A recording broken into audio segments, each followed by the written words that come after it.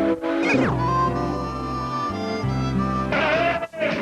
I'm a leader, I'm a leader, I'm the man who's got the money.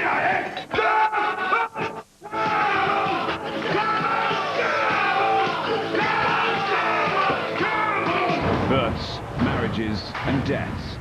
Starts next Monday at 9 on BBC Two.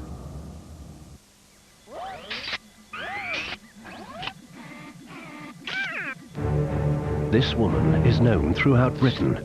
She is a mistress of disguise. We are aware that over the next few weeks, she will commit a series of most unusual murders. Well, I'm afraid I'm going to be far too busy with this. Don't be fooled. Her first crime will involve meat. We'll have lamb chops. Men. Gather you've been having a problem with your frigidity. And mastication. Dawn French is wanted for Murder Most Horrid. A new series starts Friday at 9 on BBC Two. Now on BBC Two, if you can manage to talk yourself out of any situation, then you should be a politician.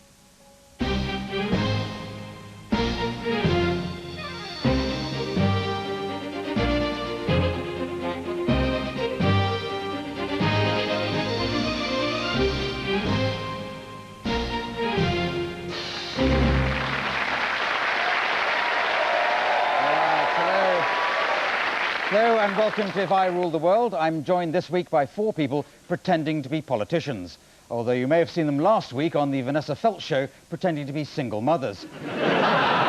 This week joining Graeme Garden on the blue team is Griff Rhys Jones, and on the red team with Jeremy Hardy is Will Self. All right, now we're going to start with a round called State of a Nation. We've asked our audience a series of questions and our contestants have to guess or work out what the most popular answer to each question might be. Starting with you, Jeremy, we asked the audience this question: what picture would you like to see on a euro banknote? I think most people would probably like to see a Spitfire.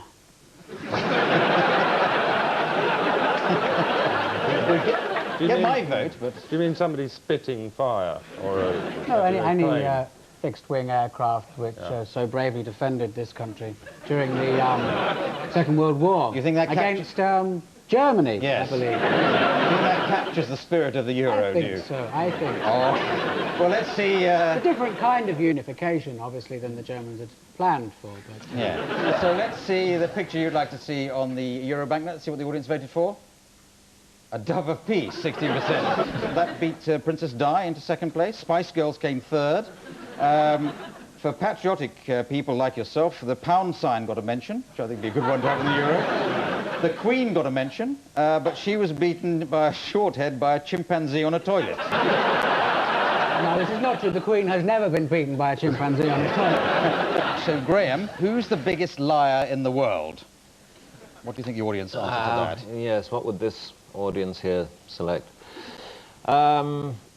They've probably forgotten O.J. Simpson.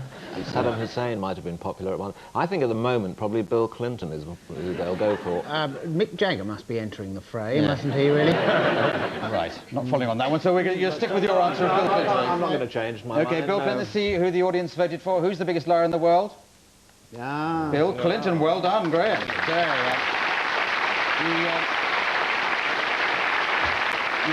You mentioned Saddam Hussein, that he was in 4th place, just beaten into 3rd place by Jonathan Aitken.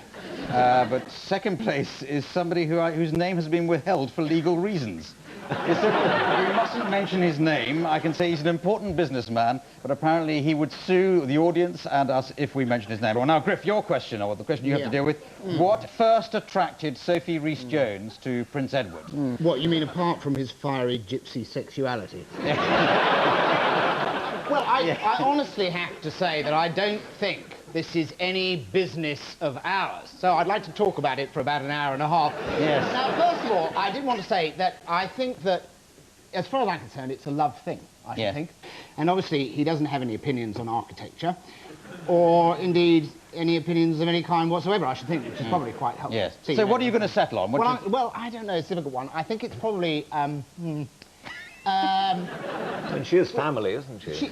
Well, you. enough, we're not related. Oh, in fact, really? I have to say that, because in case Why not? anybody thought I was partisan here. So Yes. I could marry her myself, but no, I think it's love. I have to say, I think everybody would agree with me. It's probably But a what sort of attracted her to him? a burning, passionate, mild affection. Burning passion, mild affection. He's a prince. That just for the audience, that just edged out his fortune, and number 3, his charisma. A better answer, I thought, something about she is bored doing Crime Watch on the holiday programme. Or magnets in his pockets. That was another one. OK, Will, the question for you to answer for the audience, they were given, what happens when you die? Yeah. A deep question. What happens when you die? Well, I don't know. I mean, whether the younger members of the audience are ready for these kind of revelations, but, you know, I think responsible leaders have to come up with the truth, and the truth is that you're eaten by your close relatives, and often ungarnished. Yeah. But, I mean, you can... Which constituency do you represent? Stowe on the Wold. Oh, right. You're eaten by your close relatives. That's the truth. I think that, though, that you probably think nothing. Nothing. You think nothing whatsoever. Nothing happens when you die. Let's see what the audience voted. Nothing, you just die. So well done, Will. It's, very good. Religious feelings were represented in the second answer. You go to heaven, or number 3, you become an angel. Some people said you join the House of Lords. So well done, Will. Now, we go on to the next round. Which is the yes-no interlude. All politicians have to develop the skill of not answering a straight question with a straight yes or no. If any of our contestants here should do that, then we'll hear this noise, and they will be eliminated from the competition. Now, Jeremy, the railways, are you disappointed with the rail companies since privatisation? Disappointed is a word. It is, but was it better when it was nationalised? Well, this is a very difficult question. We need to get away from this sterile old debate about who owns things. Yes. You know, whether it belongs to the government, whether it belongs to friends of mine. Yeah. Really isn't the issue. Do you agree with him on this? This question of this railway. sectored aisle. Secular, sunless seat. Sure. Do you travel first class? Class is everything. In railways. As in life. Did you come here on a train tonight? Come frequently. In colours. Do you understand any of this? Of course. Although our style varies, our core values are the same. The same. Yeah. Let's bring in the blue team for the moment. Are you worried that Spain is trying to get Gibraltar back? On the railways? Should we give Gibraltar back to the Spanish? Absolutely not. Should we swap Gibraltar for Majorca? That's a good idea. Are you worried about the monkeys?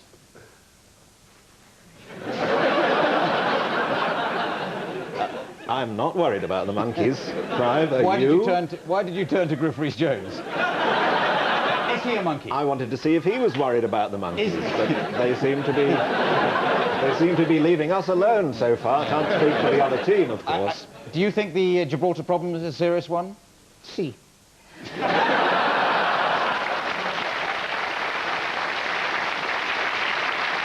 Should we give Gibraltar away the way we gave Hong Kong away? We didn't give Hong Kong away. Didn't we? It was stolen from us. Do you believe that?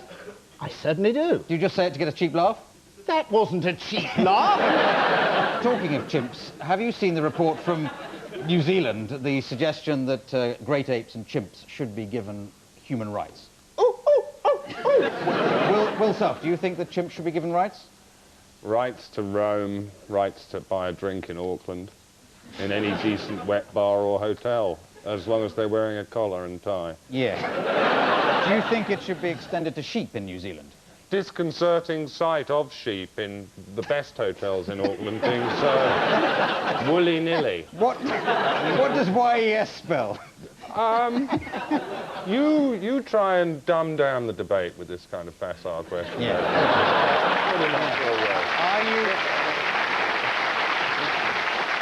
Are you objecting to me coming down to your level?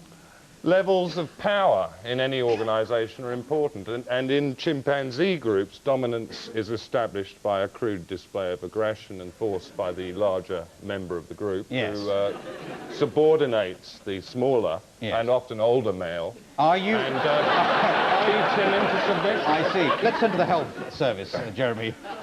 Do you think there's a crisis in the health service? If there is a crisis in the health service, we've got to look at what the root cause is. And clearly the cause is sick people. Yeah. And we've got to establish whether they're bogus sick people or not. So we're going to try and make them walk up a flight of stairs, and if they fall down, they're genuine. Yeah. And then they can have an operation. Do you think there's been a flu epidemic this winter? It would be quite wrong for me to answer that question. Why? Because I'm in perfect health, and I wouldn't want anybody to feel in any way intimidated by my radiant good looks. And He has the most astonishing bunion.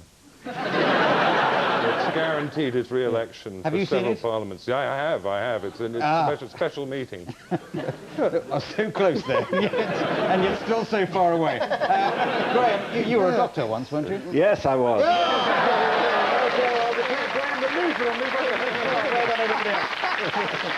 Thank you very much. Now, let's play a game called the Pager Round. Now, all politicians these days have to keep in contact with base and respond to messages given to them by their pager. And I'm going to be interviewing Graeme while he receives message on his pager. We can follow the message he's been given because it'll be displayed across the television set. So, Graeme, I want to ask you about the recession in this country and worldwide. Now, is this country about to go into a recession?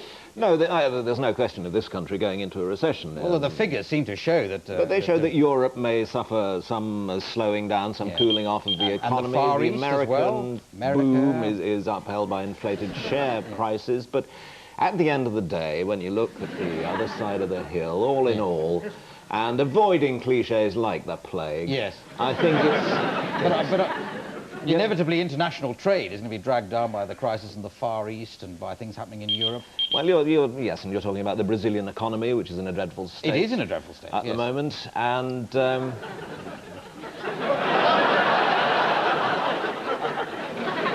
sorry, if we turn to Brazil and look at their economic position at the moment... Well, what steps can the government take to keep industry going in terms of tax breaks or anything? Terribly sorry. Sorry, did you want to bring in Griff Rhys Jones? No, I think he might want to leave the room. What about the economic war of today? Where is Britain there is no economic war. People make it up. Griff was saying the other... In fact, I wish you'd shut up about the economic war and leave. But he's a member of your party.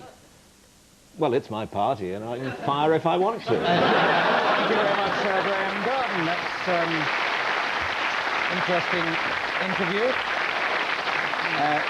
Jeremy Hardy, I want to ask you about the arms to Sierra Leone affair. There's been a very damning report made by the influential backbench committee, which basically condemns everything that's gone on in the Foreign Office in relation to this Sierra Leone matter. What have you got to say? Well, what you're ignoring is the key issue, which is that this has been a major success for British exports.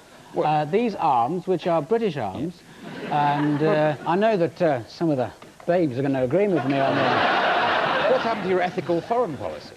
Well, we've got it somewhere, but it really isn't fair to ask me questions, because when I'm not in a position to answer back. Well, you are. I am not in the position to answer back. You are. You are a politician. You are here to answer. The position to answer back is over there. Civil servants. I'm in this position. Civil servants can't answer back, but you are here to take responsibility. Well, that's because we're told them they'll be sacked if they do. But absolutely, you're here to represent the government and its policies, and you will only go on radio programs and chat shows. Why don't you deal with proper political programs? Hey, Daddy-O. Cool, crazy Clive. Well, if you're trying to get round me that way, I want to get to the bottom of this. Don't frazz me with these questions. Isn't it?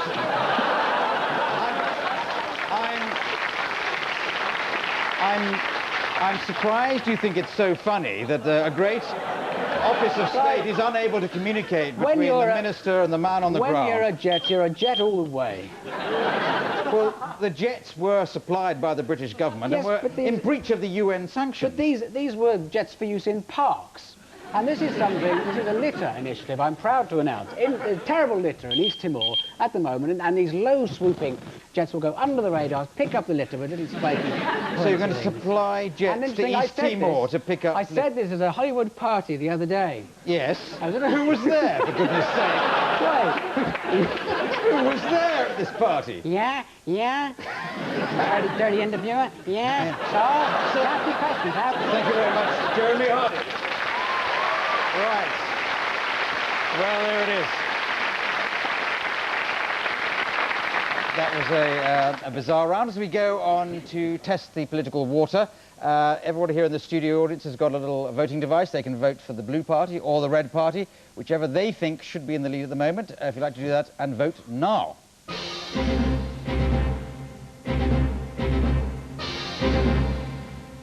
And there it is, and the red party into a 62 to 38% lead. Well done, the Reds. Now, this is quite an astonishing lead. I don't think you've ever been this far ahead, have you, Jeremy? Terrible news for us, because with a majority like this, people expect us to do something. Yes. We're not about to bow to that pressure. So you don't... I'll do that. I'll bow to pressure, but I won't do anything else. No. The blue party, this is a very... I can tell in your faces you're taking this very seriously. This is just a marginal audience. If you look at the figures a different way, we have 83% and they have 26. Yes.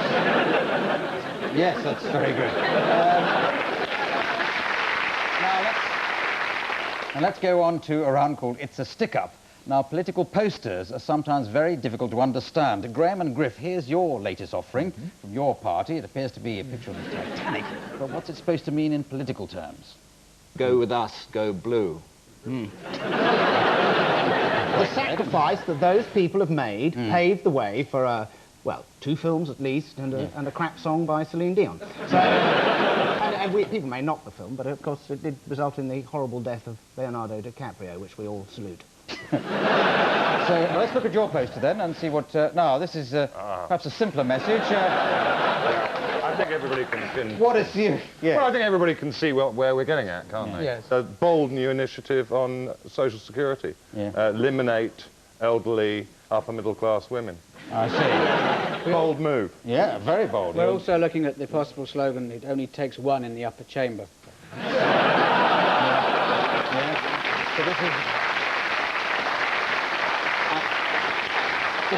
This is extraordinary. I'm sorry, I just want to say, how can they... This is extraordinary. This is just typical of the Red Party pinching our ideas. We actually did this. And here they go. Yes. They go. To be fair to us, you couldn't finish off the job. They're more dangerous when they're just injured, you know that. You are ridiculing a woman there who has led this country for longer than anybody else wanted. And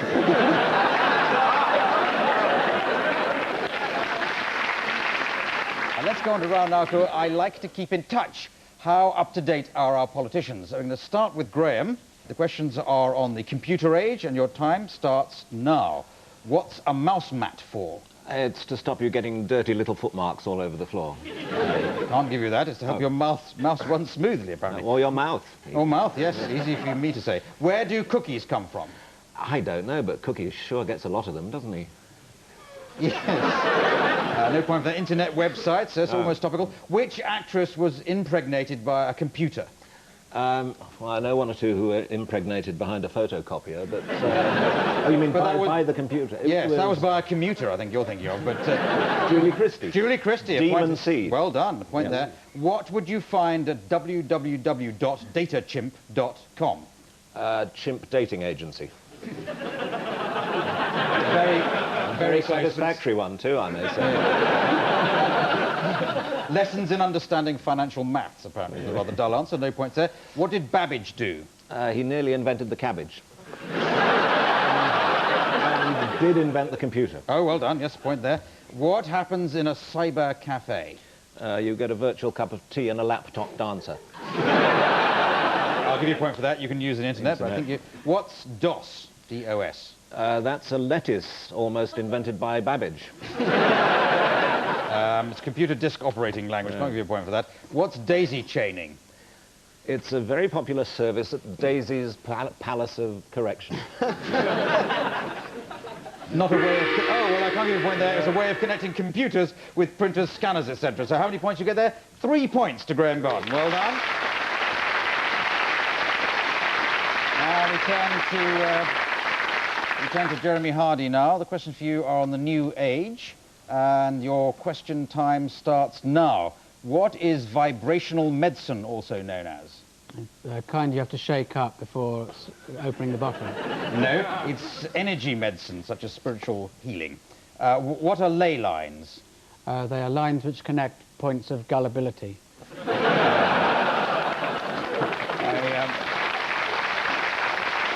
I think I can give you half a point for that. Geographical paths or lines with powerful forces is what I have done here. Where would you put a tiger's penis?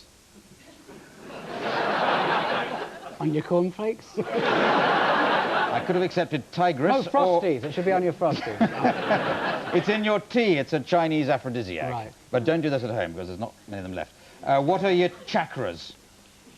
I have to hurry you because... Chakra Khan, let me rock you, Chakra Khan. Rock you. You're close, but... It's hippie tree-hugging crap. Pressure points on the body, so nothing there, I'm afraid. Where is your 7th chakra? Chakra Khan. Chakra Khan, let me rock you, Chakra Khan, let me rock you, it's all I want to do. Is you miming it? Is it your finger? Yes, it's there. No, it's Uranus. Now, what... So you were close. What does Feng Shui mean? It means, just turn the couch a bit, that'll be £50, please. Yeah, I'll give you a point for that. Point for that, it's...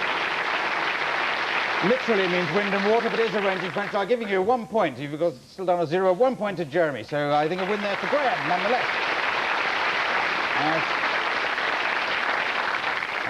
Now we go on to test out our politician's ability to make a speech.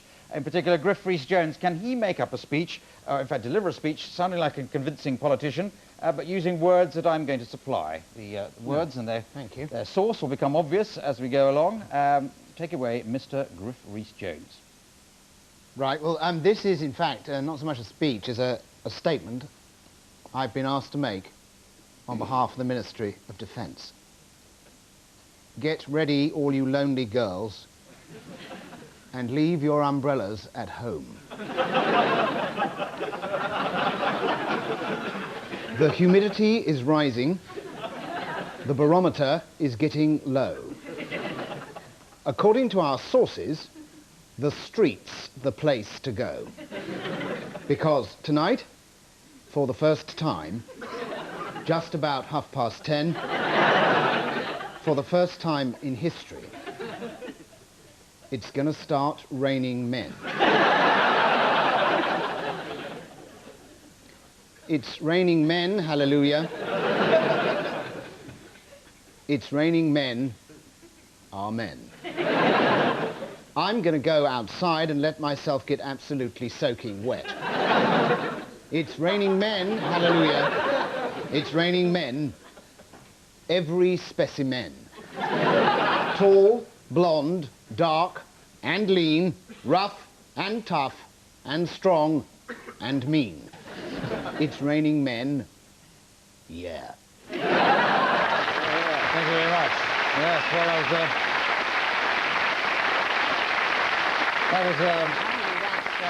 yes, apparently that's as a result of Saddam Hussein's giant man cannon. I've heard about Saddam Hussein's giant man cannon.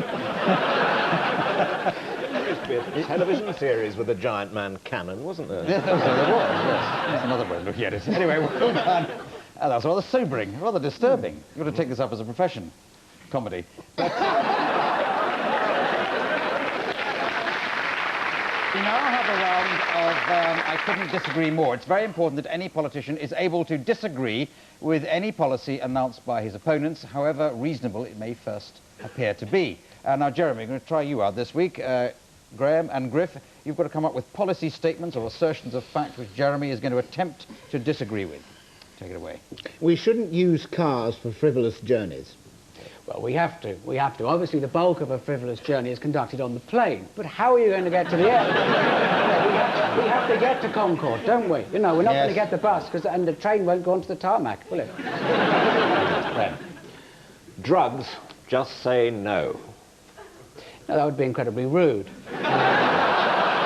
What one should say is...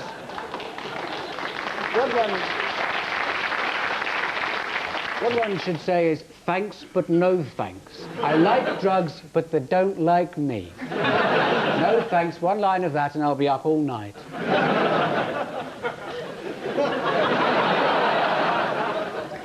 Bears defecate in forested areas. I think you'll find that's the Pope. Yes, thou shalt not covet thy neighbour's ass. You like his... No, I have to say that I get on very well with my neighbours, Gordon Brown, and he has a, you know, quite a pert little number. I wouldn't mind having one myself. Mine's a bit of a big dumply one. Anyway, more... No, cannibalism is not the answer. Well, it depends what the question is. If the question is, what do you call eating other people? The answer is... I think he's got you there. Yeah.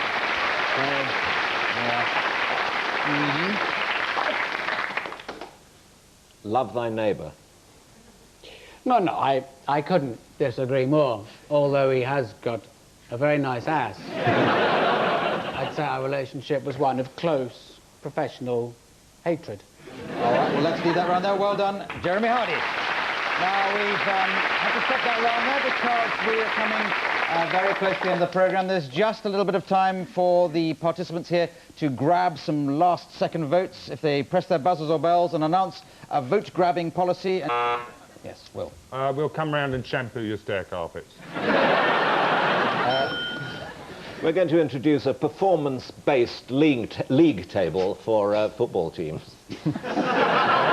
Very good. Now, if you vote for us, one of our major planks of policy is in areas of high urban prostitution. We're going to increase the street lighting to make sure you can have a good look at what you're getting.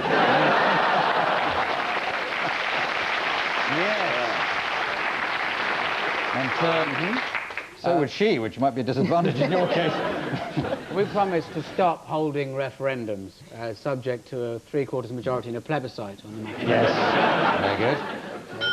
We'll make Rod Stewart marry someone his own age. Yes, Will. 20-metre by 30-metre patio with optional water feature. Excellent. Yes, The Graeme. immediate arrest of any man who seems a nice, quiet type, keeps himself to himself, bit of a loner. I think that already is government policy. We promised to stop saying for the 21st century at the end of every sentence. Yeah. That is your policy for... For the new millennium. Yes. We're going to renew our commitment to the space programme and put a man on Jupiter. And that man will be Chris Evans.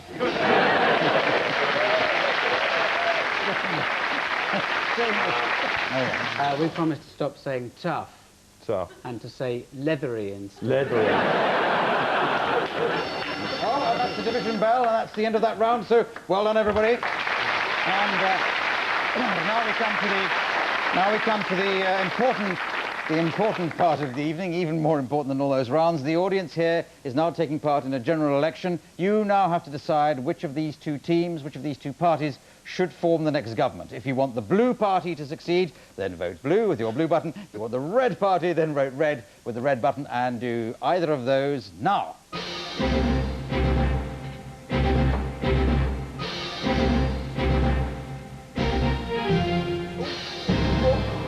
Oh, and well done, the blue party has just snuck home, and no more. Well,